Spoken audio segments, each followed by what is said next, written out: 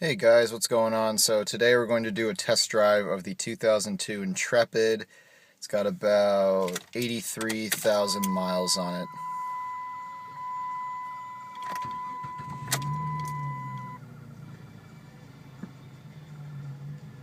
Overall, it's been a pretty good car. May see the check engine light on. That's from the evaporation control system, one of those EPA mandated things, but doesn't affect the performance or gas mileage, so I'm going to plead ignorance on it for now, and I'll fix it eventually. But good gas mileage, I guess, for such a big car. That's about what I've been getting for just above half a tank so far. So yeah, we're gonna go ahead and put it into gear here. It's got a 4-speed automatic transmission with overdrive.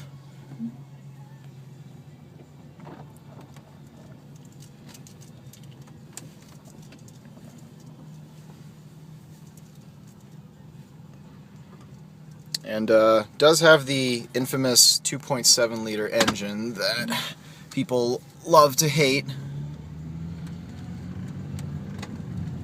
but I myself don't think it's that bad.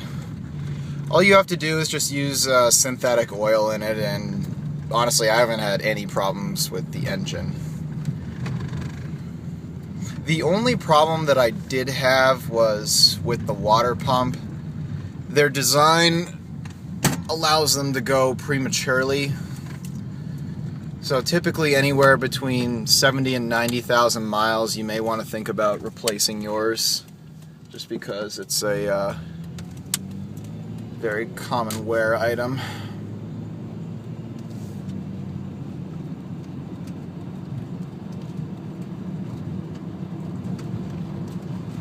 Car's got plenty of power. With a big car, you wouldn't really think that the engine, the 2.7 would be enough. I mean, we had a 3.5 before, but it was totaled in an accident, unfortunately, so I really like that car. But the 2.7 does all right. I mean, these were never meant to be performance cars. They're supposed to be family full-size sedans. So I would say, the 2.7 is pretty much all you need. But ultimately, if you want something that has a little bit more power and ultimately, I would say a little bit more reliability, I would go for the 3.5.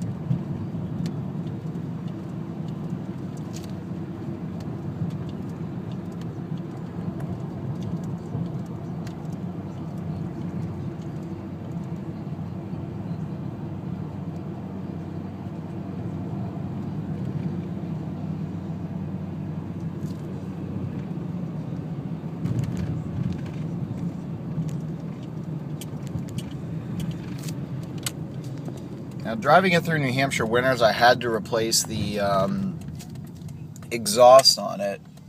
So I ended up putting MagnaFlow resonator on it, which I think complements the engine pretty well.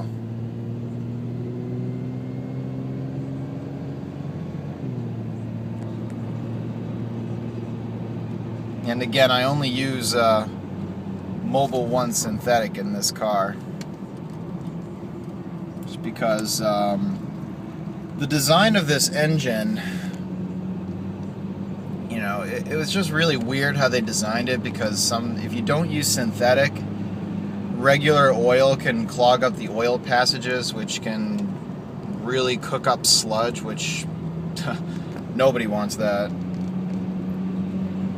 But I mean, in all seriousness, you have to pay a little bit more per oil change, but if you do that, engine's fine. I haven't had really any problems with the engine at all, and the transmission also gets a lot of crap too. But honestly, I don't think the transmission is that bad. I've only had to fix like a couple really big things on this car, and other than that, it's been fairly reliable.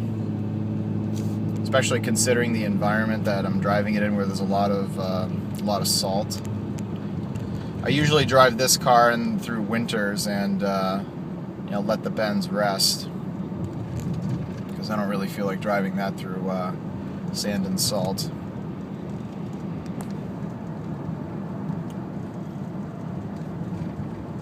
But, you know, I mean, pretty decent gauge cluster.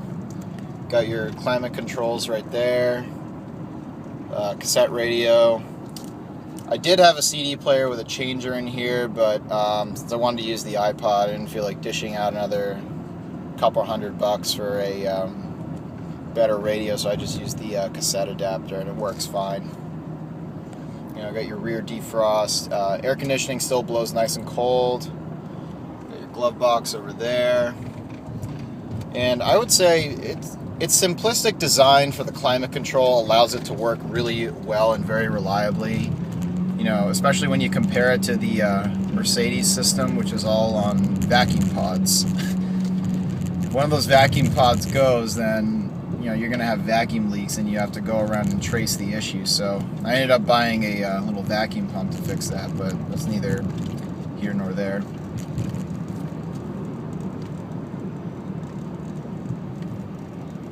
So now we're coming up to a main highway road here.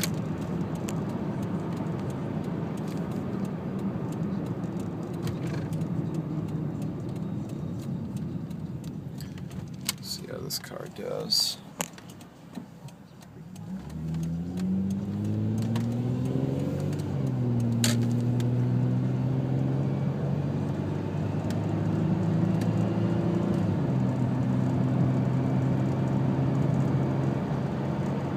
Yeah, I mean, like I said, plenty of power.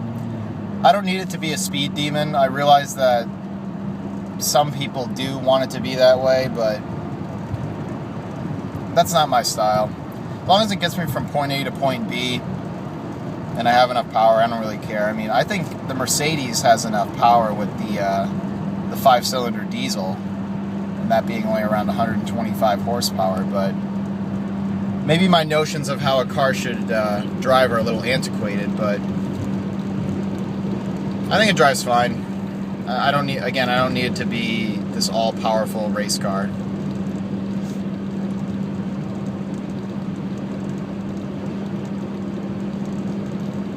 I've definitely thought about selling the car, but I don't know. Driving it through winter, I know my own repair history. I know how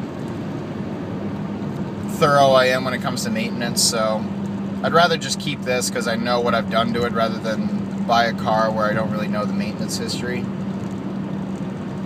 But yeah, that's pretty much it. You know, if you have any questions about the car, you know, and you wanted to know, you know, that guy almost nice pull-out guy. But yeah, if you ever have any questions about the car, you know, any maintenance precautions that you want to take, definitely let me know. I use Marvel Mystery Oil a ton, and it helps keep it in good running condition.